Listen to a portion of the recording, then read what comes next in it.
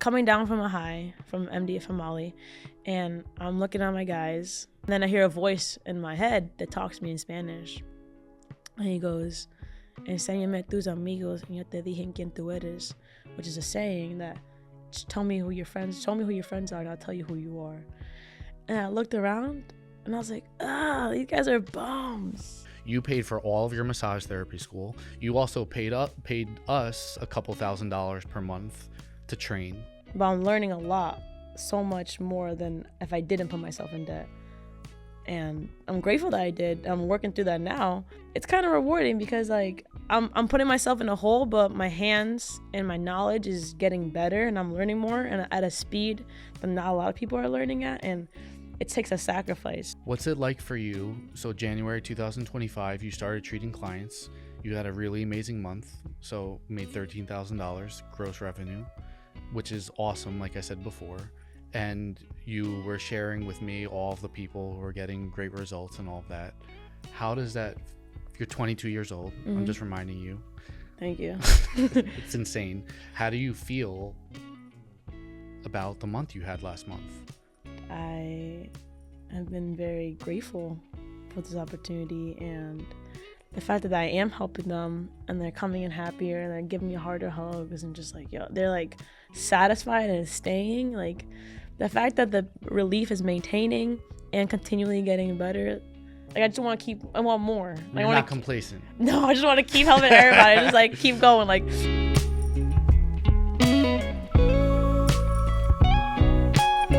Welcome to the Dr. Chris Stepien Show, where my mission is to help people who are suffering in pain, and then doctors, therapists, and healers who are committed to doing something about it.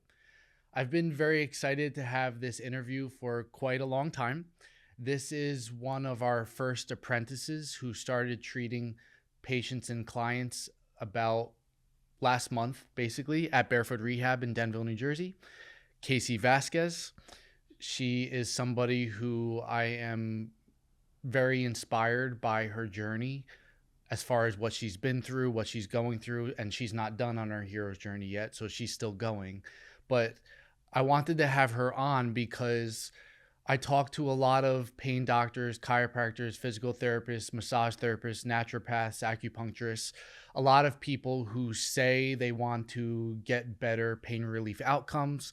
Potentially they want to fix chronic pain. Potentially they want to make more money and more income.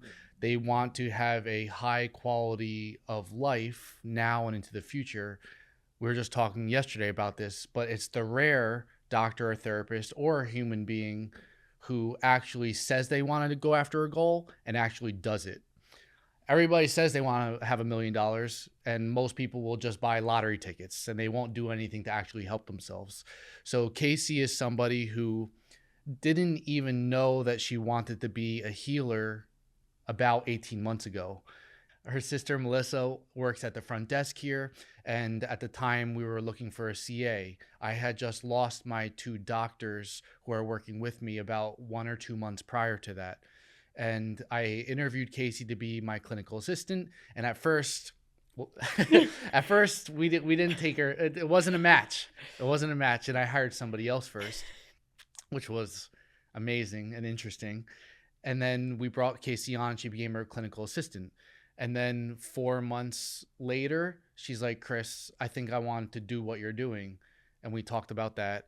And then a few months, so this was 7 months ago, we started apprenticing. And then she started treating patients a month ago when she got her massage therapy license in December of 2024. I'm going to stop talking for a second. Welcome to the show. Thank you. Appreciate it. So I want to talk about your story a little bit, about your journey, where you are now, where you want to go, and where you're going. We'll circle back into your past in a second, but why did you want to be a clinical assistant in the first place in the summer of 2023? Oh, I remember that day. So vivid. I was working at the YMCA. It was a day camp with students. They were kids, and only it's like a day camp. So I wasn't there overnight. It was only part-time for the summer. And I knew I liked helping people. Like when I used to work at a pizzeria when I was a teenager, serving people and giving food was like the best thing ever. Just like, oh, I'm gonna make your food with love. And that being a service was always like, I know I wanted help. And then when I worked to a warehouse, I was like, this is trash. I don't like this robotic type of life or work. But the kids, I felt more meaningful things because I'm impacting kids and I'm guiding them and I'm helping them, whether it's with sports or how to deal with situations among other students and kids. But it just wasn't paying the bills. It wasn't enough. I needed like a full-time job, and especially because I wanted to move out, and I was in a process of, I wanted to leave my house with my mom, and I just wanted to do things alone, and I really wanted to take that step. And I was presented with 2 jobs, actually. I was presented with this one. My sister, before she went on her vacation for her birthday, she said, we lost a lot of staff. We need people. You're looking for a job. Just a warm body. Put a warm body in there, Melissa. Thanks, Melissa. And she's like, you want a job? There's something you could be really good at. I already knew a little bit about what you guys do, because she's been here for 2 years prior to that.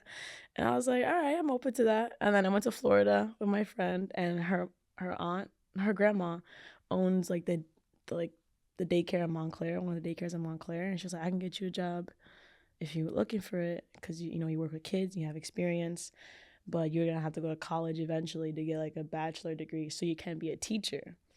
And I was like, okay. Like, I had thought about it, like, how old are these kids? Like, daycare. And I was like, no, you don't have me with kids 8 and up, honestly. But because they're already, the minds are like, they're with me. Anything younger, I'm like, So I was hesitant about that, but I really wanted to work over here. Why? Because it was something different. I was like, oh, like, and then she implanted the idea, like, you could become a doctor. And she said that to me before. I was like, oh, I like that. I'm gonna do that. And what about that? Just be able to help people and serve people in a way on a higher scale. That's what I was really called to me for. Like, oh, I can help people, chronic pain. Like, what do people go through chronic pain? No idea people are suffering every day. Didn't even bother to think about that. Kasey's 20 years old at the time. Right. It's just like, yeah, people are hurting, sure. And even then, I didn't know what adhesion was or what was the whole thing. I just knew a little bit about the grip bar and, like, you help people, and that was it. And you need a staff. And I was like, okay, cool. I'm a person who likes to work hard. That was it. And, like, any job, any of my managers, any of my bosses, they'll say that girl always had her heart out. On the basketball court, soccer field, in the pizzeria, in that warehouse, I will put my heart wherever it is. And, even at the warehouse, I'm going to go off topic a little bit. At the warehouse, like, the lady, like, if you're not sure if you ever worked in a warehouse, but when you have the assembly line, you're looking at all the zip codes. She always put me on the front line because that's when all the zip codes are there. So I'm focused on 7 different zip codes, and then there's like another 7, another 7, another 7 as the line goes down. So I'm looking at everyone's zip codes, and I'm only looking for mine. Like, you know how many boxes I have to look at? And I'm the first one. It's hectic. It gets jammed. Like, she's like, Kasey, para frente, like, because she spoke Spanish. And I was like, bro, I got sent me to the front. Like, I'm part-time. I just started working here. And, they ain't lying when they say, like, when you work in a warehouse, don't try too hard because they're going to put you to work. They put me to work. And then I was like, I'm good. I'm good. So I left there, and then I was like, yo, I need something to, like, fully indulge in. Like, I was ready to hop into a career. Like, I even tried to do insurance adjusting. I didn't like it, but, like, I went to school for that for, like, a couple months, and I got certified for that. And I was like, nah, I still don't understand what I'm doing. Like, I'm not going to go to people's houses and be like, hey, like, you need more drywall and this and that. So you came here because you thought you might be able to help heal people. Is that the ultimate reason? Yeah, and plus I need a job. But you had the opportunity of another job. Yeah, but it just didn't feel called to me. I sat down with those. It didn't feel called to you. Yeah, remember? Is that an intuitive thing or is that a mental thing? It was intuitive and mental because I remember I wanted to just, like, part of me was like, yo, fuck you. You denied me the first time. I'm not gonna go back over here. And then I was like, but I really want to go there though. I'd rather work here versus the daycare. Okay, got it. And I had to sit with myself with that. Got it. And then, like, really be sure. I'm like, all right, I don't want to seem desperate. That's why I was like, all right, I'll let you know the next day when you ask me to work again. So when you started working here as a clinical assistant, as my clinical assistant in the treatment rooms, it took you 4 or 5 months. You started massage school January of 2024. It was 13 months ago. November. Prior to that? Mm-hmm. November 2023. Mm-hmm. So 3 months you had started massage school. So within the first 1 or 2 months, you were thinking you wanted to do this. What did you see? It was the fact how people would walk in and you see like the helplessness in their eyes in a way, or just like the way they, like, everyone came here because this is like their last choice. And then watching treatment go by, 10% better, 15, 20. Yo, I'm 70 today. I'm like, oh. And then I started understanding like people were actually going through pain. And then watching them walk in with a cane or limping, or just like the whole energy just shifts as treatment goes on, and how you speak to them and how you hold them to, like, you hold your patients to like a high standard in a way, like we're all going to heal together and we're just part of your journey. And it was very like, wow, there's good people in the world, you know? It was very like refreshing to see that there's someone who genuinely cares for these people who feel that they don't have anybody. And I like being that part of hope too. Like, whether I'm a stepping stone for you to help this, or I'm a stepping stone for the people to just feel better overall, mentally and physically. Like, I saw a space for impact, and I was really like, oh, like, I'm moved by this. Okay. I love that. I want to talk a little bit about, because good job, and Yes. and Script off. you want to help people, and you saw impact, and you saw an opportunity to serve, and that people are struggling or suffering. You're 22 now. You've been through some shit. Oh yeah. I've been through some shit. I don't know how much I've talked to you about as far as being depressed and being held up at gunpoint and lifting up my shirt and saying, watch out for my kidneys, to the kid who's got a gun under his shirt. Various things like that, trying to get killed in different ways. And I think that that's really important for my path and the other Adhesion Release Methods providers' path, because if we didn't experience a lot of suffering and pain, this is really fucking hard. Would I work this damn hard when I'm like banging my head against the wall and keep going if I didn't have a really strong reason why to keep going? Do you mind sharing what type of pain have you been through? What have you experienced that caused you for me to hold this high standard for you and say, Kasey, you got to keep jumping over this thing? Yeah. Where did I start? April 19, 2002. Share, but not 2 hours. Well, one thing, I think when people see me now, I think they'll see me as someone of love and of kindness. And it took a while for me to mold this person who I am today, or just be this person today.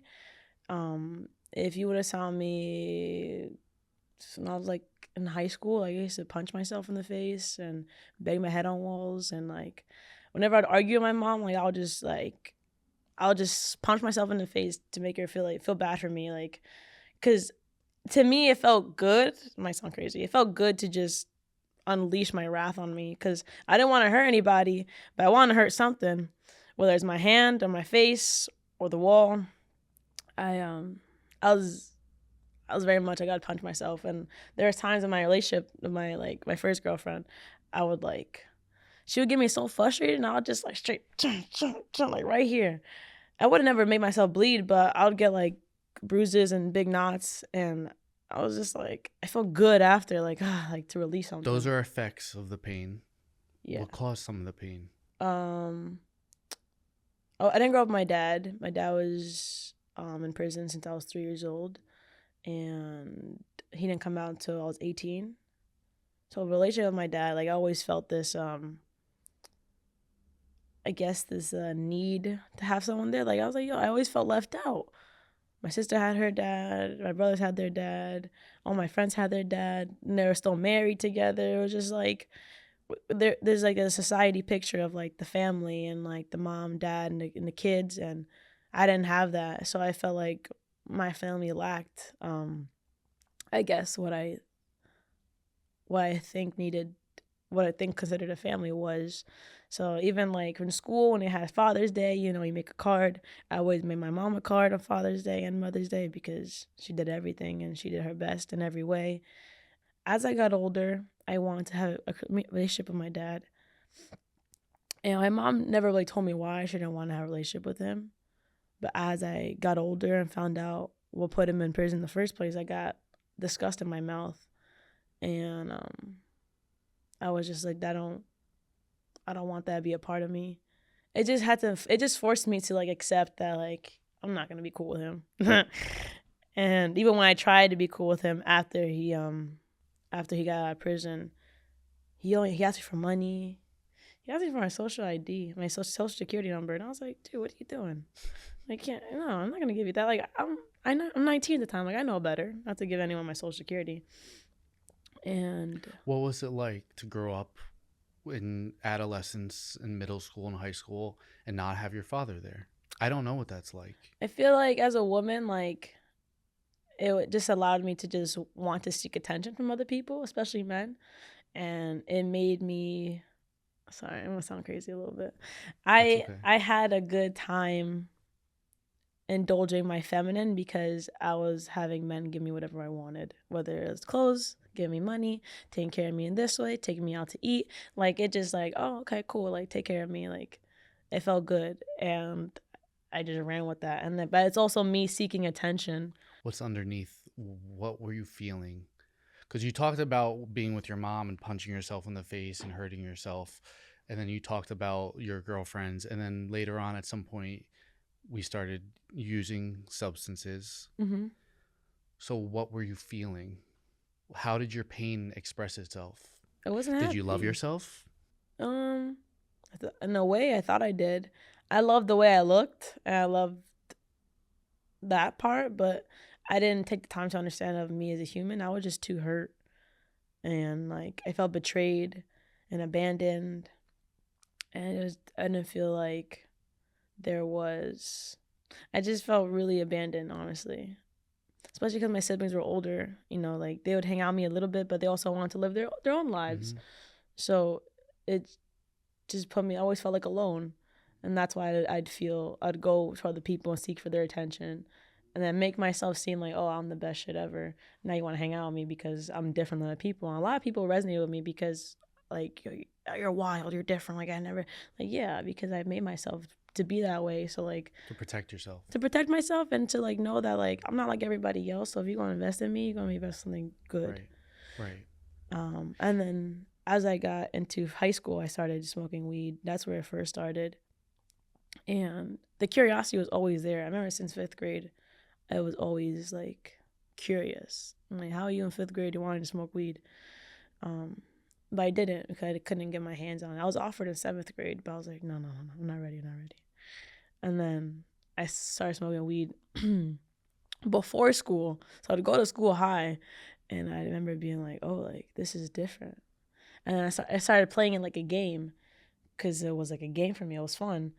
And then after like smoking weed for a solid year, I was like, this isn't enough. Like, what else is there out there? Like, what else can I try? And I got into LSD hard. Loved it. It got to a point where I took it like 2 days in a row. But if you take LSD 2 days in a row, you're not going to feel it the second day because you're still in your system. So I was a little upset that day. I was like, man, like, I don't like the way this functions. And then I started doing shrooms. And then once COVID happened, I got into 4 MDMA. years ago.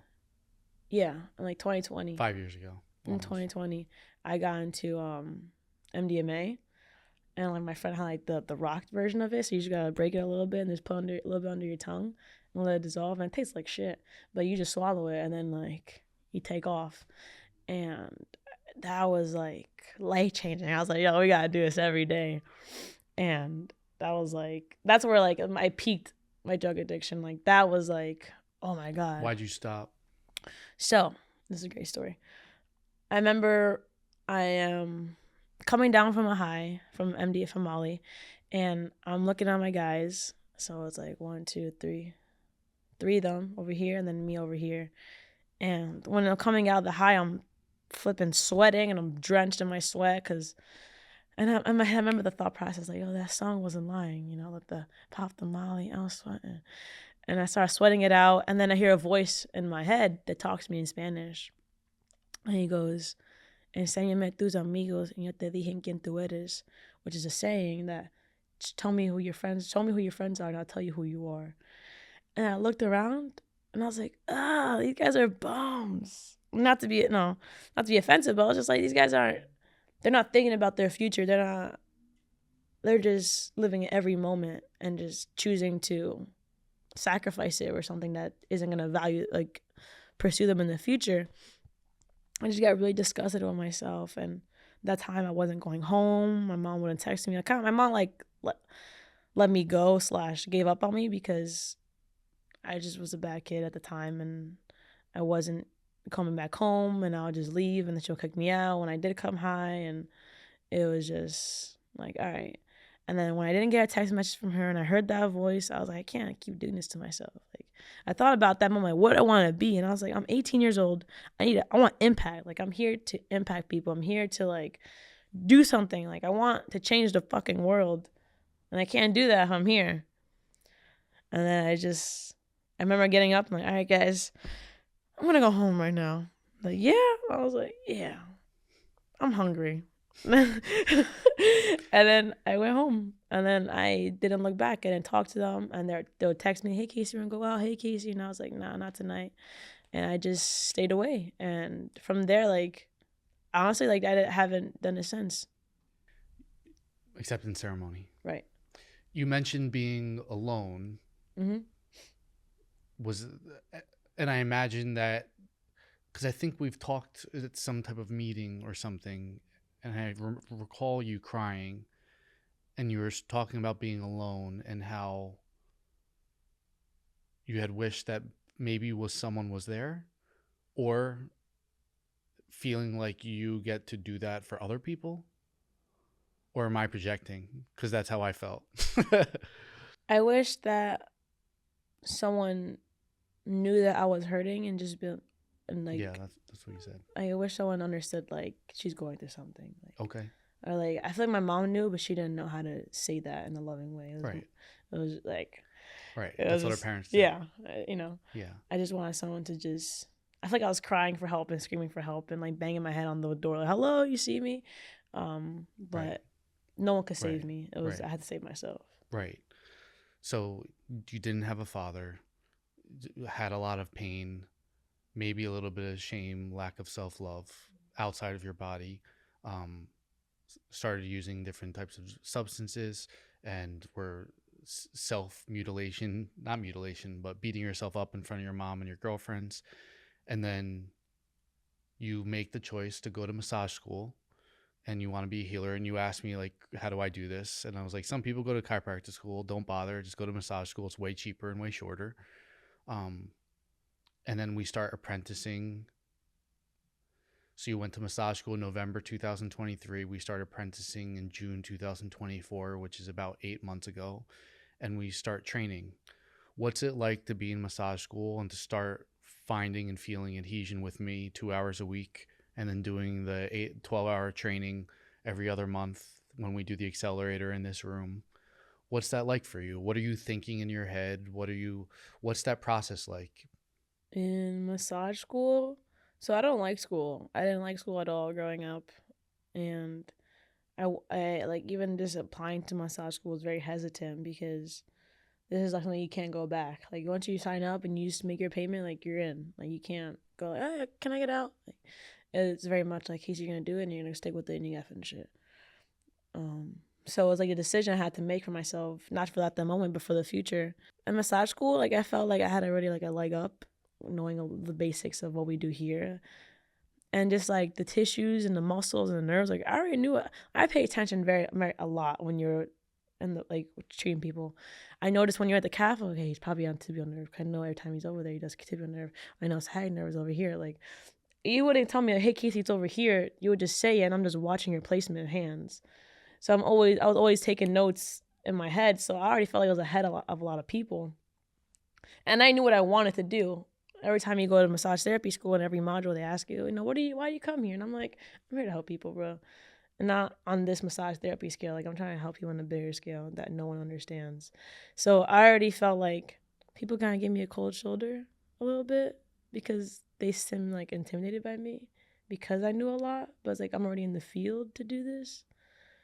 But I love going to school because it's like helping my development with my hands specifically, because we're feeling this and I'm like appreciating the tissue and the fibers and which way they're moving. And then when I started working the training with you, it was more hyper focused on like nerves and like feeling the density of the nerves and the condition of the nerves and the tissues together, what healthy feels like, what not healthy feels like. I'm curious about the mindset behind your actions, behind being in massage school and apprenticing. We talked a little bit about this yesterday. The mindset is you're on a certain path. In your first month treating clients, you had a $13,000 month.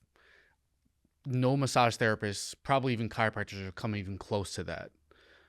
You were able to do certain things to allow you to get to that place. A lot of people say that they want to lose weight. They want to get strong. They want to make a lot of money. They want to get better pain relief outcomes for their patients or their clients. 99% of people don't do shit. What did you observe in other people in massage school as far as what they wanted to do? Maybe they just said they want to relax people. Cool.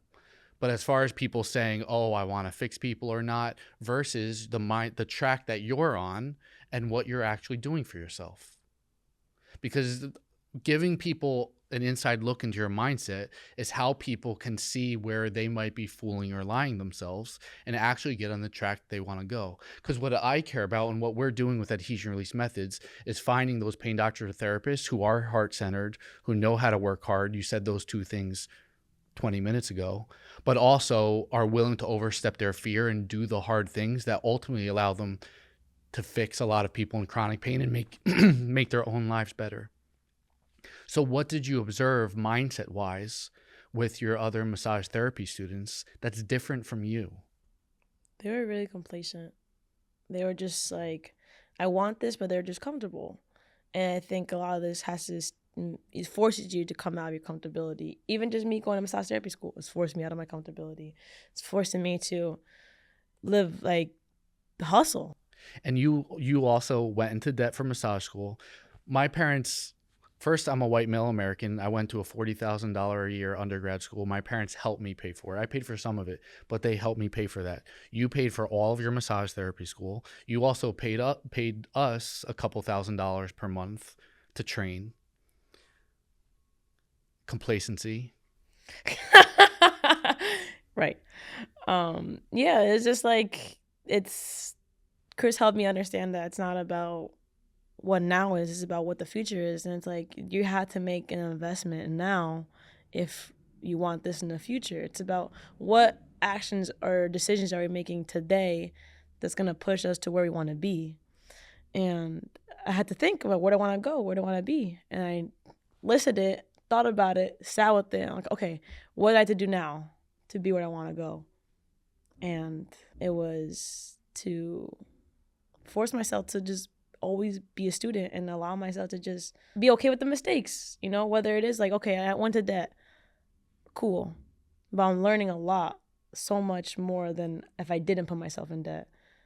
And I'm grateful that I did. I'm working through that now, and it's kind of rewarding because like I'm putting myself in a hole, but my hands and my knowledge is getting better and I'm learning more and at a speed that not a lot of people are learning at. And it takes a sacrifice, honestly. Like, you need to sacrifice time, money, fun, put that shit aside, because if your goal is to help people and to make impact, then it's like, yeah, but I gotta do these things.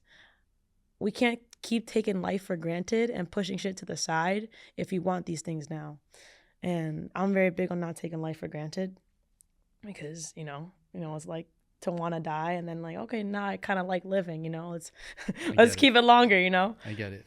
So you saw the complacency in others and you realize for yourself that you have to do hard things and Yeah, invest people in were going just to debt. cheating on tests and quizzes, and people like rather just copy off each other. And I was just like, look in the fucking book, you know, like just look, read a couple pages, and you would figure something out. You know, I feel like it wasn't hard, but people made it harder because it was hard here, so it was hard out here. But if you made it easy here, it'd be easy out here. Yeah.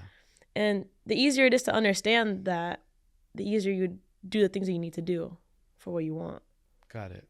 It's just being aware, but it's probably also being aware of the path that you're going down. You were aware that you actually wanted to have impact. You actually wanted to fix people in pain, make good money, and all of that other stuff. And perhaps those other people just aren't even thinking about it. Yeah, they're living in the moment like your other friends. Right. And it's like having, like, say you're in a shitty relationship and then you come up to me like, oh, like, he hits me and does all these things. I'm like, all right, leave. But you still don't go back to him. I'm like, girl, don't talk to me about that shit. Like, girl, like, leave me alone.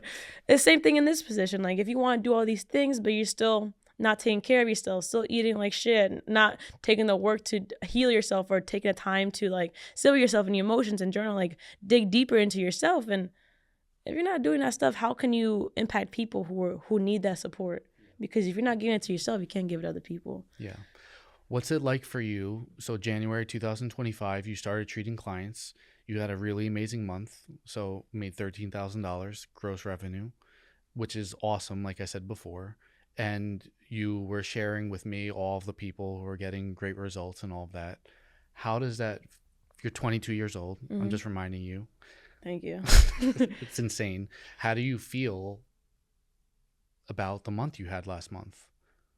It's a good question. I haven't thought about the month I had. I'm just thinking about, like, all right, who else can I add on to this list and keep helping them? It's just like I'm like a dog right now. But like, first of all, I'm just very grateful for people just to trust me and, like, all right, like, I'm in pain. You say you know what the fuck you're doing. You know, take care of me essentially.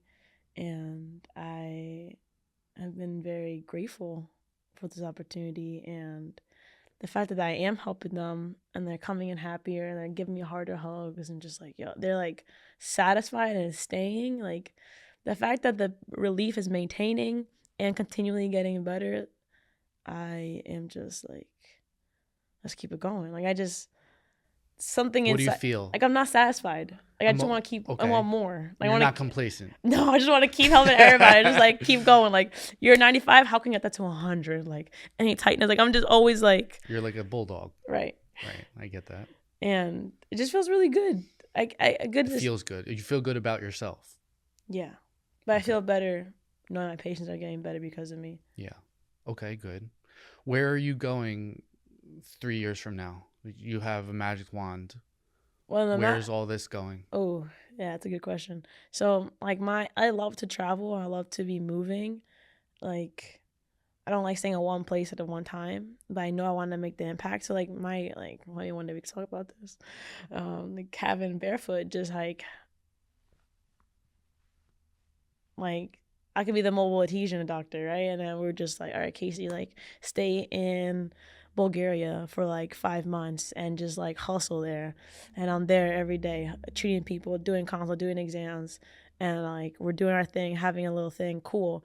Go to a different country for a couple months so that everyone gets a taste of it.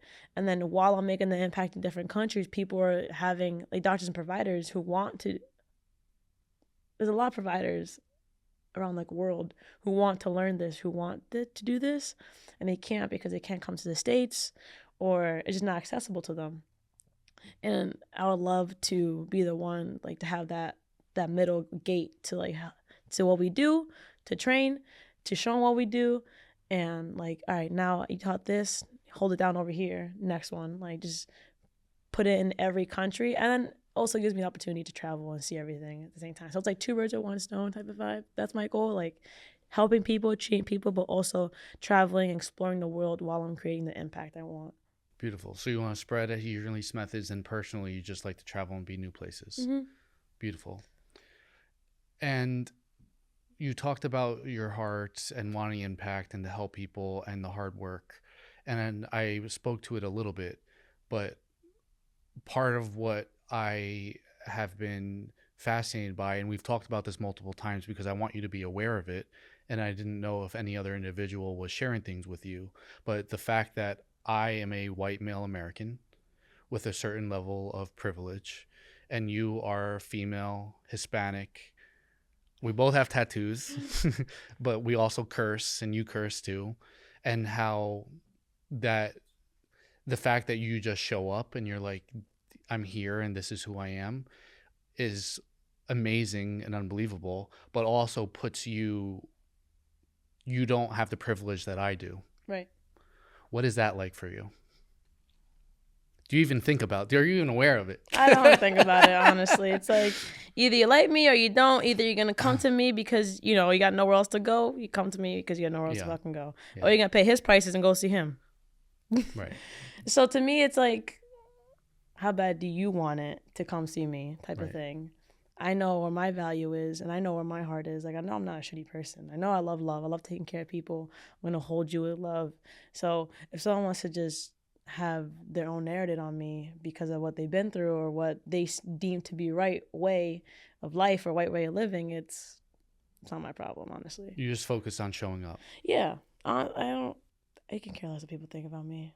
I really can. And maybe I should care more, but honestly, it's like, I'm a good human. Like, if I'm being a good Samaritan, taking care of people, helping them, loving them, and just being authentic in myself, I feel like I'm being true to myself. And then people want to judge me based off of that, that's on them. That's their problem. Right. Ram Dass says the same thing. Oh, he's a smart guy.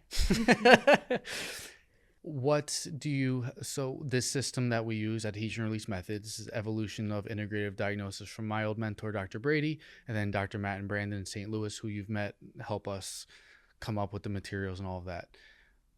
What do you know that we're always looking for more providers, and it's hard to find providers because people say that they want one thing and then they're complacent and they don't actually want to do the thing or do hard work.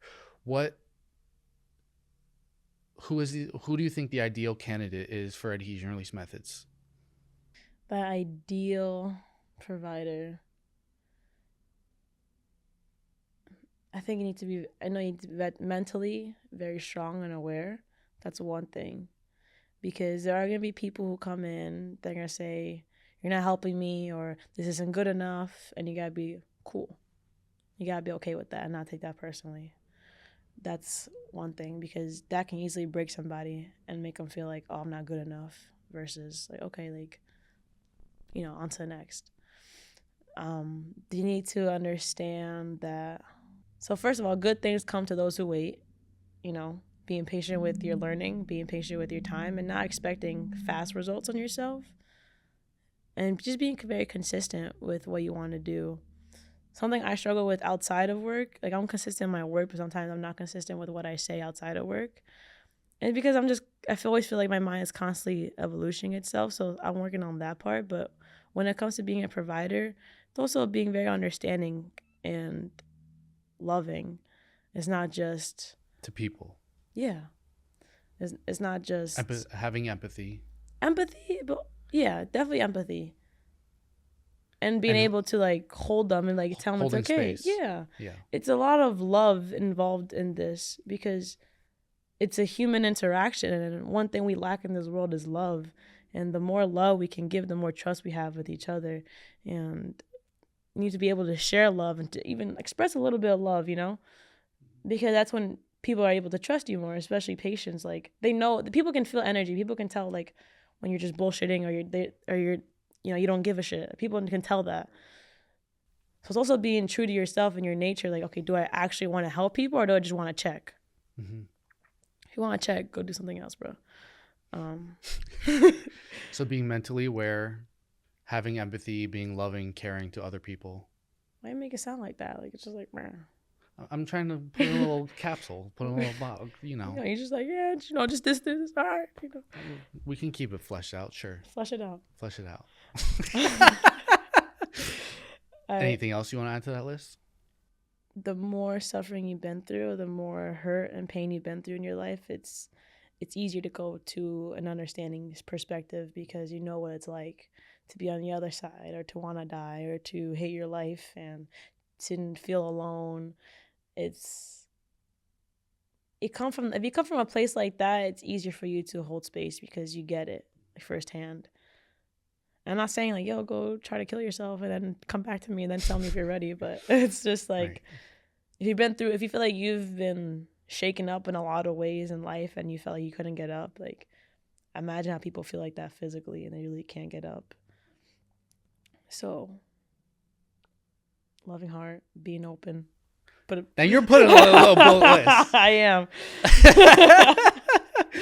I love it. What advice do you have for somebody who is a pain doctor or therapist and is not satisfied with their pain relief outcomes, or they want to really go after pain because chronic pain is hard to fix, or they want to increase their rates, or they want to make more money or have a better quality of life, or increase their status so that they're known across the state or their province or their country for being this amazing healer?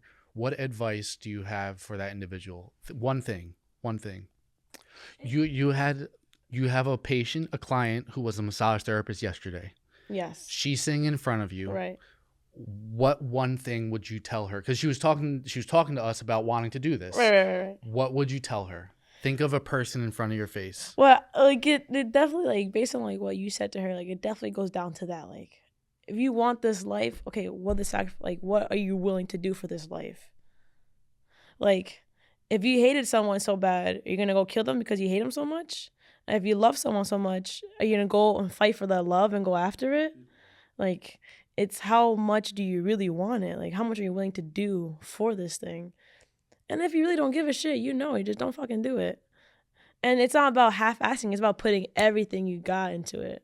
Because once you get on this path, it's kind of addicting, giving people relief, And it's like, oh, like, you get dopamine hits. Yeah, all the time. Especially when, like, oh, like, I'm 95%. And, like, I don't feel no pain. And just a little bit over here. I'm just like, come on. Tell your friends. Tell everybody come over here. So the advice is that think about what you want in your life. And think about what's holding you back. And then think about, do you really want to do this? Do you know what it takes? Are you willing to do all the hard shit to be where you want to be? Because millionaires now, like, they didn't, some were just, trust funded, but a lot of people had to work their asses off to be where they want to be. Mm-hmm. And that means studying when you're outside of work, or working late nights, or doing overtime, and just more time investment, and understanding that it is going to take a lot of sacrifice, and you might lose people on the way. You might lose friends, relationships. Mm-hmm. And it's about, is this goal bigger than what I want it to be? Like, is this worth the sacrifice? Is this goal what I really want worth it? And that's something you need to talk to you about yourself about that. That's beautiful. I couldn't have said it better myself. I put myself on my deathbed and I think about, will I regret going down this path, or ever regret not going down this path? And that makes it really clear, because you ultimately get to decide from the future self which way I want to go. So you're saying you just have to be willing to sacrifice to get where you want to go. That's beautiful. You did a great job for this conversation. We're done. I really wanted to interview you first. These are some questions that I just haven't had an opportunity to go deeper with your pain and stuff in the past. That's something that's always intriguing to me, because I can see how grateful I am for a lot of my pain and suffering, because I would not be doing this shit if I just weren't hurting. Go ahead. I say this to myself all the time, even to people, like, all the shit and the bad shit I've been through, I'll go through it again just to be where I am right here. How beautiful is that? And, like, a lot of people be like, oh, I would not go through that again. I was like, yeah, but I don't think you're finding the value of, like, all that had made you to be who you are today. Right. Even, like, if you were like, oh, my fight or flight because of my trauma, okay, cool, but that was served to protect you at the time, Right. And I don't think a lot of people appreciate the pain they've been through, because that's how their body and mentally protected themselves to be where they are today. And if I was born again, I'll do the same shit all over again and go through all of it all over again, just to, like, be right here, impacting people and just changing the world, essentially. It sounds like you know who you are. I believe that before we're born, we were sitting in front of God at the pearly white gates, and he's got this big beard, whatever, it doesn't matter. And God's like, okay, what do you want to learn, or what do you want to grow or develop in this lifetime? And I say, I want to learn how to work my ass off. I want to learn how to help people heal. I want to learn how to be the type of man, partner, father, leader, healer that I can be. And then God says, okay, you're going to get fucked in this way, this way, this way, and this way. Go ahead, and ships you off. And then it happens. And then here I am at 40 now, and I could say, oh, the reasons why I'm doing these things is because I suffered all this time before. And it sounds like you're saying the exact same thing. You would do it all over again so that you can now be in the position you are at 22 years young in order to actually make the world a better place.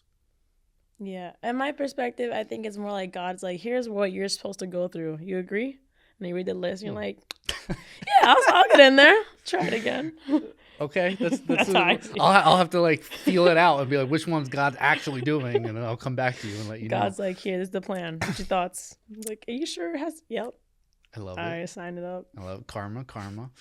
I wanted to first I wanted people to see you and feel you, because I believe people in chronic pain, some people will make initial judgments like they do with me, with my tattoos and all that stuff. And I want people to know you and feel you, because I believe that when they know you and feel you like I did, they will fall in love with you and then give you an opportunity to change their life and help them heal from chronic pain.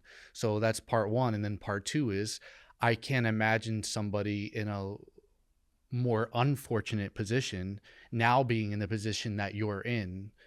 And that should hopefully give a lot of hope to the other pain doctors and therapists who have more resources than you, but just don't have the heart and the mindset in order to go through it.